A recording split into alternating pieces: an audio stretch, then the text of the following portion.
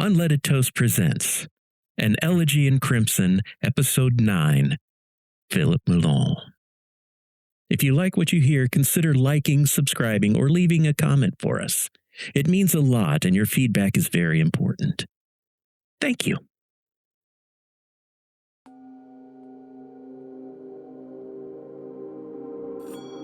Before we begin, a kindness of sorts.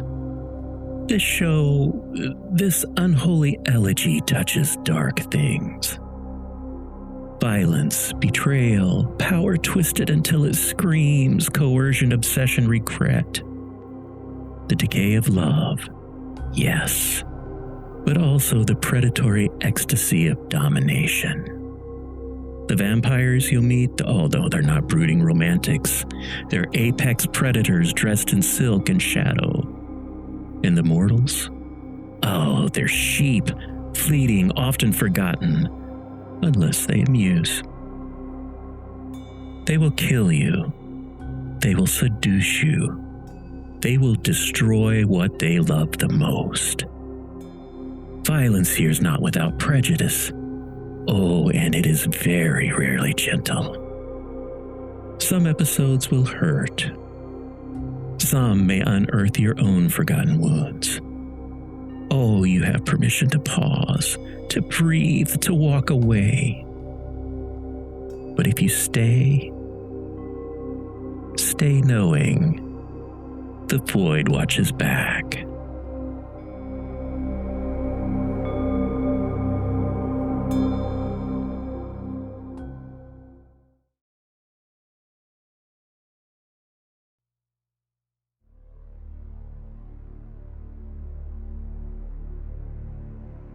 And so we arrive, darlings, at the final chapter of Philip's Elegy. The one who once healed wounds rose to lead the circle of Osiris, only to watch them crumble into another tomb. Another secret waiting for archaeologists to disturb. He slipped into Paris during the Troubles, rescuing the rich while the poor bled. He sailed to the New World, hid among the zealots and colonists, even dared to call himself a poet, though Franklin himself spurned his words. And when the rage took him, he raged as only a true poet could, turning massacre into masterpiece, fire into verse. Later, he played at being tame, a doctor in Pittsburgh, a gardener of lungs and lies. But the trenches of 1915 called him back, and once again he wrapped himself in the guise of mercy. Oh, he tried so very hard to shed the skin of the monster. But you and I know, my beloved witnesses, we know the truth. The skin sheds him. The monster always fights back. And tonight it will be Wade.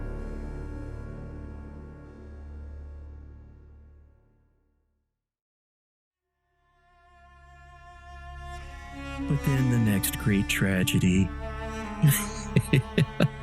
Oh, this one is so sweet. Secrets are spilled at last. Someone pieced together who you were through ancient documents and writings and and your poetry. Oh, that was so sweet. Anyway, now they know who you are, and they come to confront you.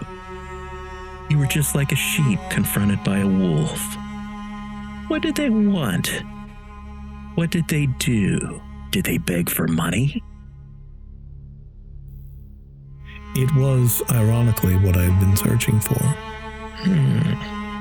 One of my grandchildren, great-grandchildren perhaps, had been in town by chance on their way somewhere else. And it was during the few months of the year when I didn't have a scarf wrapped around my neck at all times. And he saw his family mark on my neck. And I suppose, unlike me, he had heard enough stories of the family history that he decided to seek me out and ask me if I was who he thought I was. So tell me, did you tell him yes or no? I saw no reason to hide it. It's not as though he would have come after me for being what he himself was. Was he disappointed? No. I think he was, I won't say satisfied. I was not a very dramatic figure to have as an ancestor. But I think he got what he wanted. So what happened? Did he just leave? He stayed for perhaps a week. We both asked each other a great deal. It was, in many ways, like finding a long-lost relative, a brother you'd never known you had. And eventually, I wrote him a letter and asked him to get it back to Zayla if he could. And he said he would. And he went on his way. And you have no idea if that went back to her, do you? No, I did hear from her eventually. We'll cover that in a little bit. So, a sweet little innocent stumbles into your lair and calls you friend. A little child. Did they see the monster? What did you see in them? Why didn't you just kick them back out into the street? Why did you invite them in as one of your own? It's like a Dickens story, only in Russian. Poor little orphan girl trembling and afraid in a Kiev winter. Huddled at my doorstep, not trying to get in, just trying to get out of the wind. And as I said, I was trying to be a better person. And even if I hadn't been, I don't think I was so monstrous as to kill a child for the crime of being homeless and cold. So I brought her in, meaning to feed her tea until the storm broke and we could find her parents or uncles or whoever they were that might have been taking care of her. But it soon became clear that she had none of that. And so I told myself that it was because it was the right thing to do. But part of me knew even then that bringing up a child, able to teach them whatever one needed them to know, would be useful when that child came of age.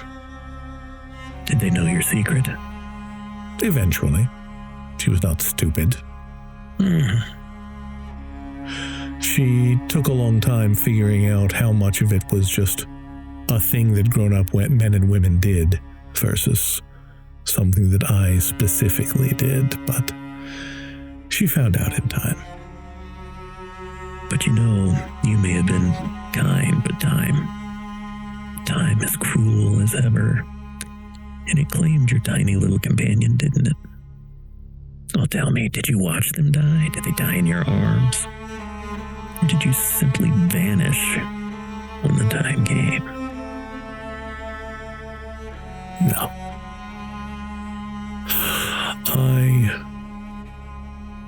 I was with her. I thought perhaps that I might do what Zayla had done to me, give her a chance to have some manner of life, but the sickness was in her lungs, you see. I couldn't dare take it into mine. That is horrible. So you let her die. I did. So let me guess. I think this was 2020, wasn't it?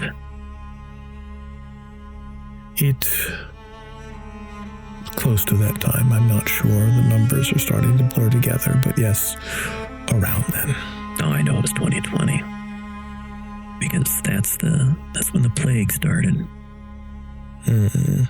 And people, the sheep, they act so irrational when something's going on that they can't control. They needed a scapegoat, didn't they? How in the world did the sheep know to target you? Did they even know who you were? You say no as if what happened was actually my fault. Perhaps I should have been in the lab in China, but no. I was at that point not quite as concerned with maintaining a public appearance as I had been. Why you? Why did they target you? I was, for lack of a better term, the creepy old man in the house on the hill. Okay, you were playing that trope. Not intentionally, I just didn't care enough to be anything else. And, well, as you say, they needed a scapegoat. And I had no one to step up and defend me, so there I was. It started with the children leaving graffiti on my house, escalated to throwing rocks through the windows, then bricks. And when I did not respond and no authorities stopped them, they decided to escalate it one night. So, perhaps half a dozen of them broke into my home, planning to... I don't even think they really thought I had anything to do with the pandemic. They just wanted someone to hurt. It didn't end well. It did not. Historians are going to use this as a benchmark for evil. Oh, the retribution, no mercy, no restraint. What inferno did you unleash upon them? And what I find amazing is it wasn't only them. You held a grudge for centuries, didn't you? I had not been violent in a very long time. And it was like that first drink after having been sober for 10 years. I felt the adrenaline and the anger rushing through my blood, and I destroyed them. One by one, relishing the fear I could see in their eyes and taste in their breath as I stalked them through the house they had broken into and finished them off. And then, well, my breath was sated, but my anger was not. And I thought, who would teach their children to be like this? And so I sought out the families. Everyone was carrying ID in those days. It wasn't difficult to find them, so... They still call that Black Tuesday in that part of Kiev. I think it was a total of 26 dead before I ran out of relatives. So tell me, sweetheart, what kind of legends did they write about you?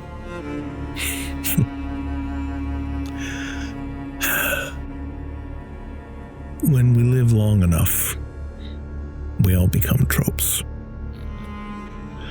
I became so prosaic and everyday a ghost story that you could not pick it out from 100 others like it. Strange old man in the house on the hill, brave children who, not brave, foolish, children who went in to try and get a look at him, and the wrath that they uncoiled. It's been made into several movies by this point. all changing the names and the details and not getting anything important right, but I do enjoy those movies, though. it's the same old story. Which leads me to wonder how many of those other old stories and movies were based on things like me. So when it was over, where did you go, my little pet? Where did you go to sleep? Where did you go to rest?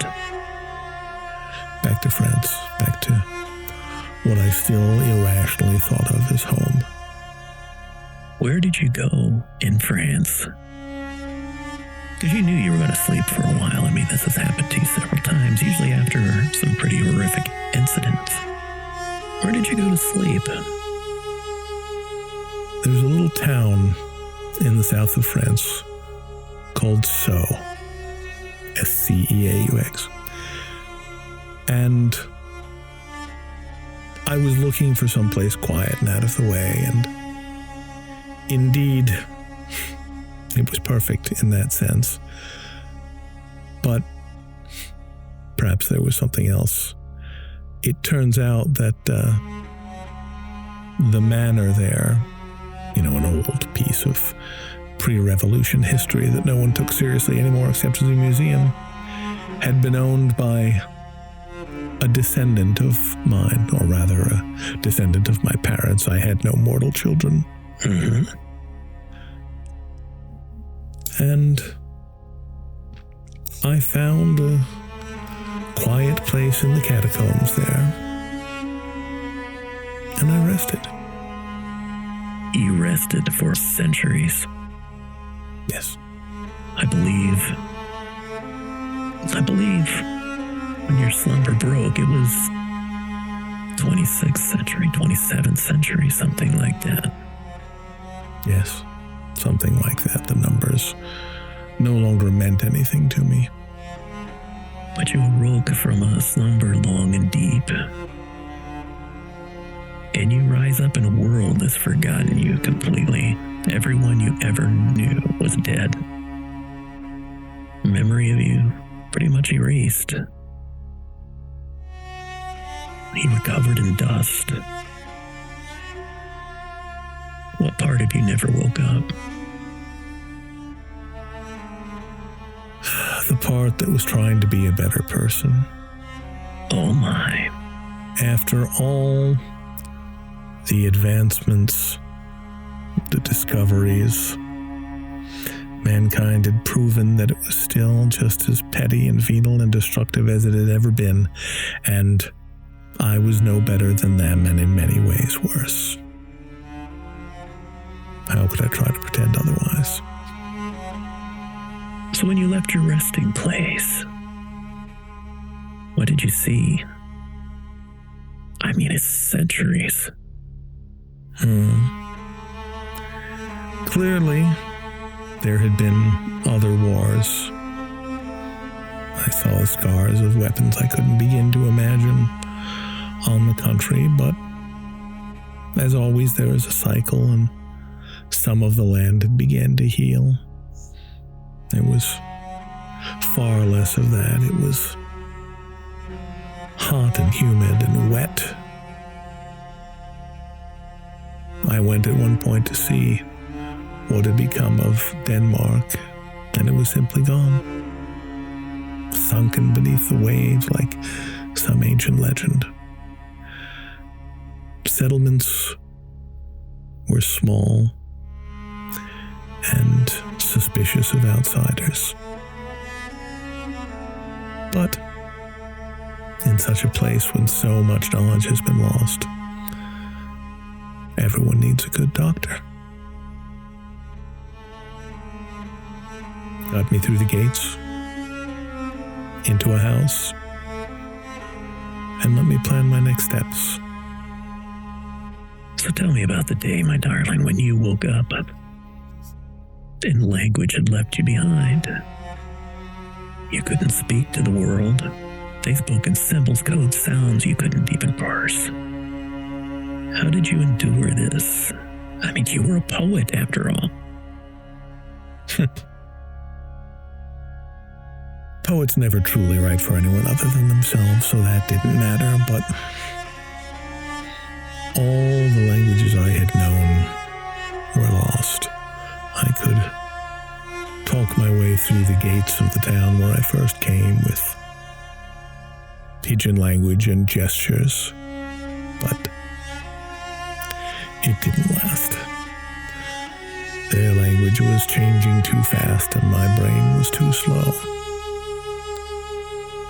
Before long, I was reduced to grunting and miming like a chimpanzee or a gorilla in a sign language demonstration. They thought I was just old and mad. Perhaps I was. But when I couldn't ask what was wrong with them or find out how to heal them, except in the most obvious cases, they had no further use for me. You woke up at this time and all empires crumble, dear. They all crumble. Accounts are erased. Assets are seized. How does it feel, darling, to watch your influence drain like blood into the earth? What did you try to cling on to? What did you laugh as it left you behind? Well, I tried to cling on to words. I've always been a man of words. Written, spoken, read, heard, but I don't know if they had evolved differently or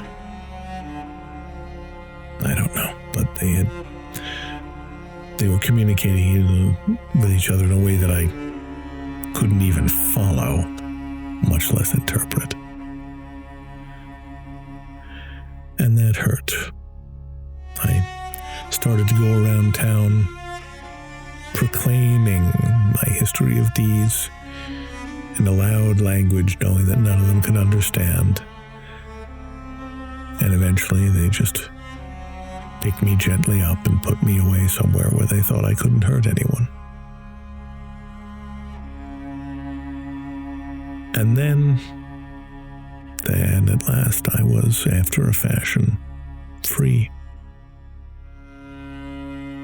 Didn't have to worry about keeping up appearances, covering my tracks. I could just be a crazy old man. It was easier that way. How did you survive?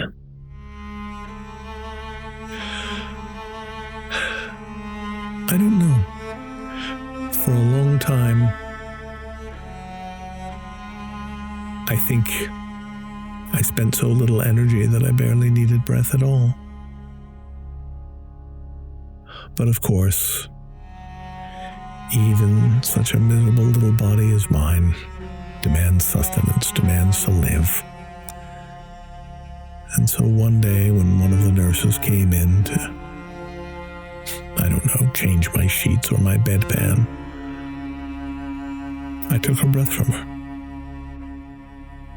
It was easier than I remembered it being because I didn't care anymore. I drew it out of her, and I left her there on the floor.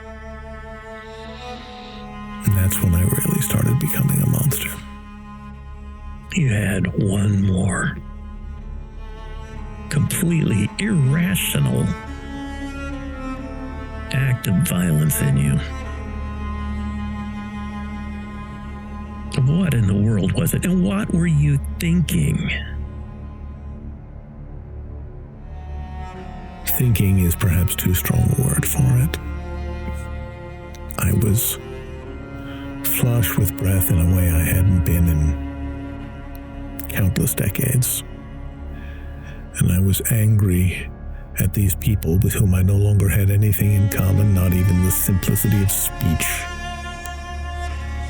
They had failed me by evolving beyond me. And I wanted all of them dead for it. Oh my. What did you do? I couldn't do it all myself, of course, tempted though I was. But there were things roaming between cities. When the world changed, animals evolve, that's what they do. And between the predators in the wildlands and the ones that walked on two legs looking for weakness in a place that had something resembling civilization, it wasn't difficult for me to find an opportune time to overpower the gate guards and cast them open for the world to come in. And I watched the violence, and I watched the bloodshed, and I watched the place burn. I didn't know at that point if it was the last settlement on Earth. Frankly, I didn't care. If I was the last one sitting there waiting until the sun went out, so be it. Mankind had proven that it wasn't worthy of anything better. You went out and sat and watched the sun rise, didn't you? Listened to the mourning doves. There were things on that world that were still worthy of beauty. Mankind was just no longer one, nor was I. The facilitator gently glides by, caressing your cheek as they pass. Don't touch me. They step forward and look at the audience. They wipe their hands on the robe as if they just touched something most foul. With a flourish, they turn and face you once more. One final memory, my darling. One last flicker in the ashes. Before you were whisked away to this place, tell me, my little abomination, how did you die?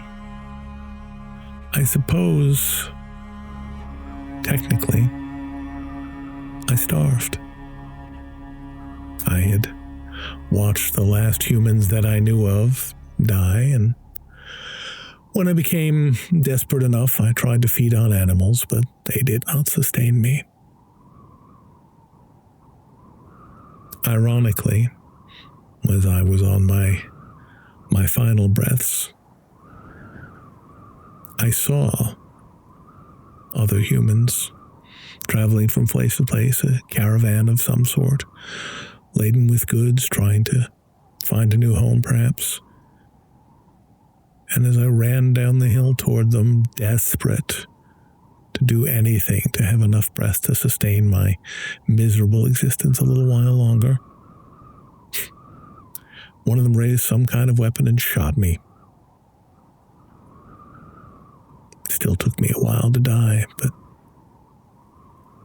So while you were laying there, she came, didn't she? I thought so. I have no idea if she was real or not. Oh, she was real. What'd she tell you? She said I was the last. Other than her, I suppose. That I had, in some incalculable fashion, won. I had outlived them all. And then for the first time in 1,000 years, I wept.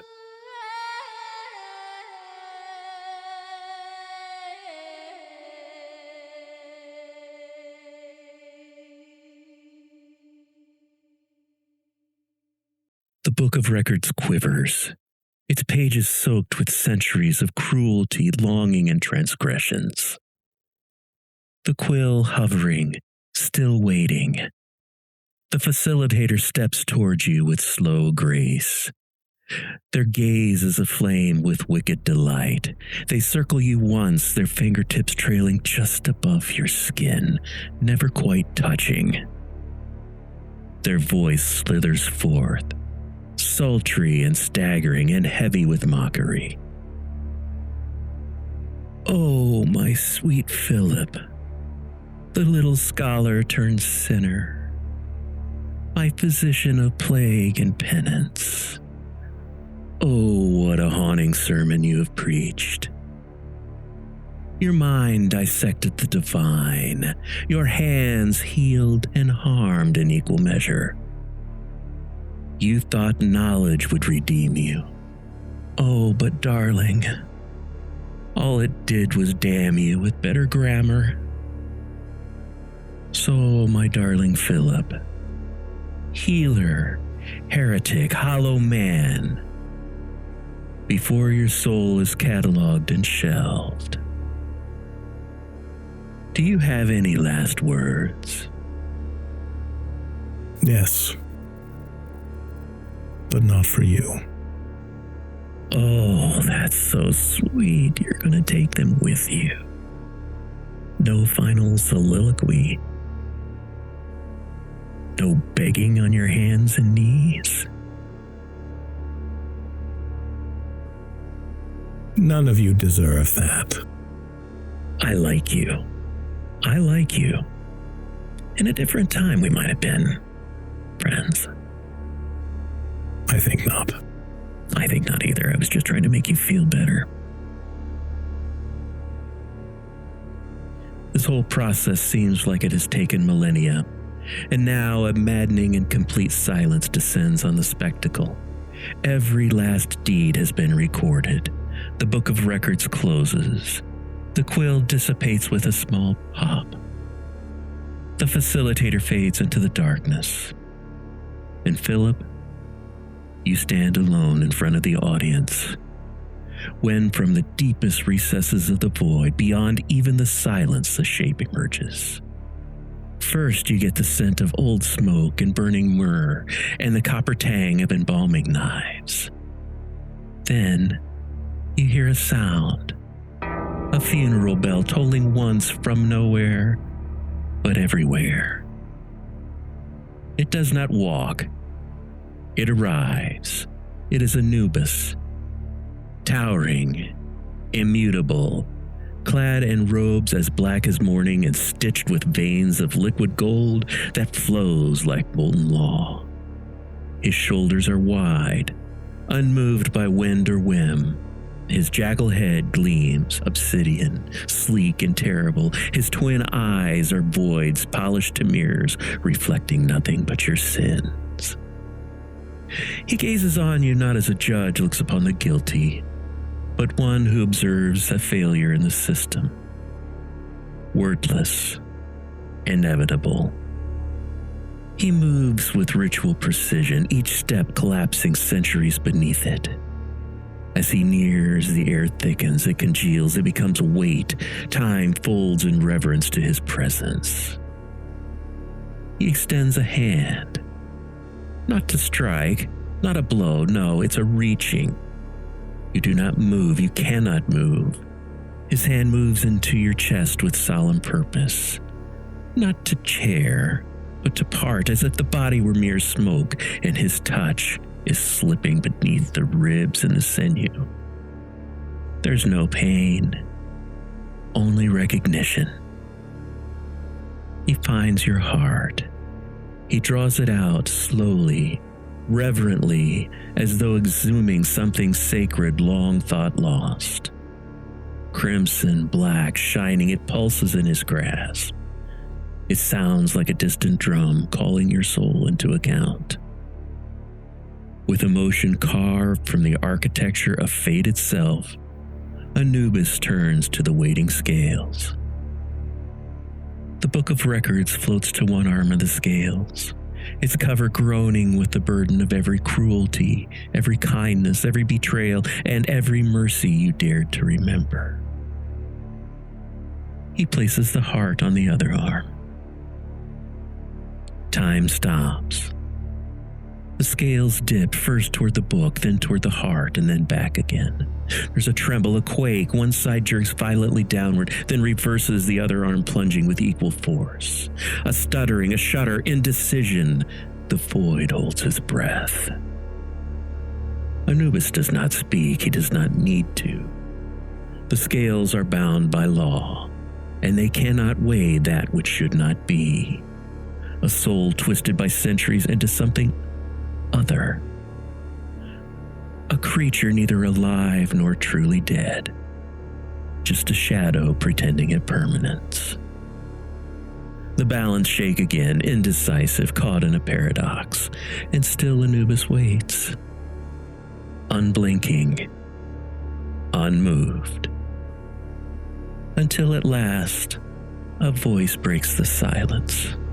It's silk, it's venom. It's the facilitator. And they're smiling.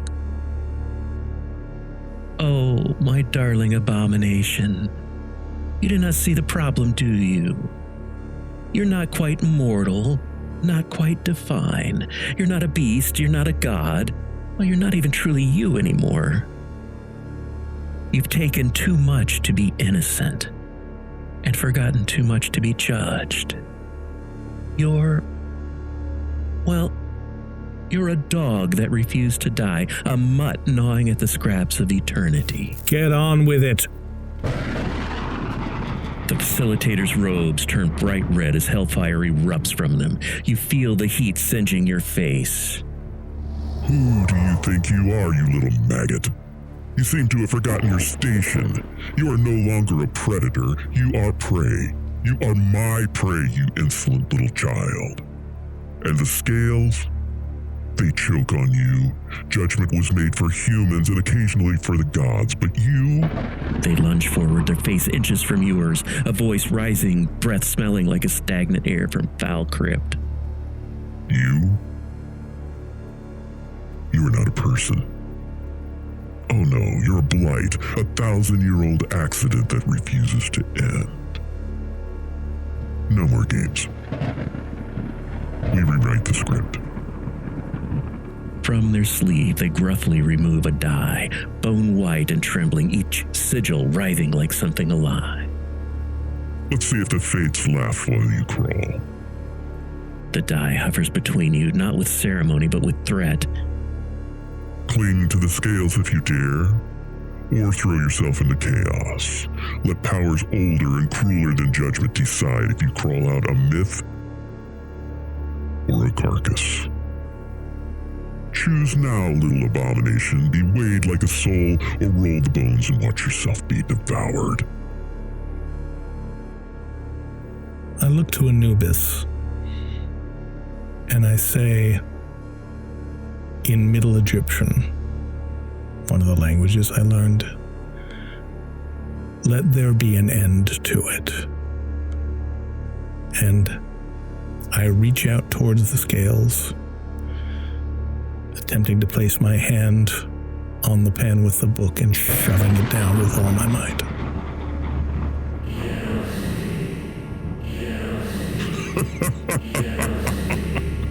Oh, Ahmed, take them slow, my dear. Piece by piece. Make it painful and make it last for centuries. Oh, and you, mighty Philip, when your breath is nearly gone and that arrogant look finally bleeds out of your eyes, know this. I will be there. I will be the last thing you see. And I'll be sipping on a Cabernet, smiling as the light gutters out. You, Philip, are no more.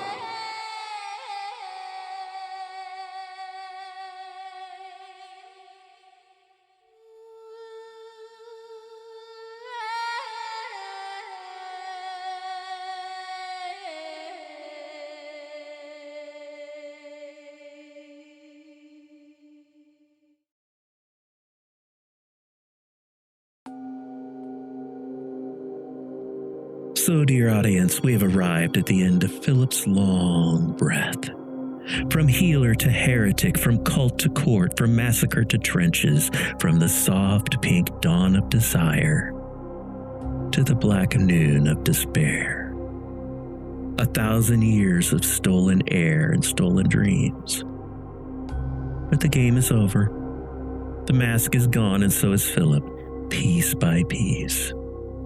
If you ever find yourself in the void, remember this one important point. Do not anger the facilitator. Philip has been brought to unlife by Brian Schoner. Darling, he is a creature of games, every kind you can imagine. Dice that rattle like bones, boards stacked with peril, glowing screens that devour hours, and even riddles of the mind. When he steps away from the table, his bass guitar fills the air with something dark and low. A hypnotist, too. Yes, you heard me right. Oh, but beware of his voice. It coils. He co-hosts the Ascent of Board Games podcast, weaving cardboard dreams and paper empires. And if you crave to pursue him into the ether, seek him on Blue Sky. The links can be found in the description, darling. Follow him if you dare to tempt fate. As always, thank you for stepping into the void with us. If this tale took away your breath, leave a review, whisper to a friend, or simply sit in the hush. For Philip, the tale is done, the book is closed, the quill is stilled. And you, my beloved, remember, poetry and good works turn to dust in the face of eternity. But the void is not empty for long, no. Another tale awaits in the wings. Not a betrayal and heresy, oh no. This one is of anger and of vengeance. Prepare your gree-gree and your talisman, for Bakumba is about to enter the void.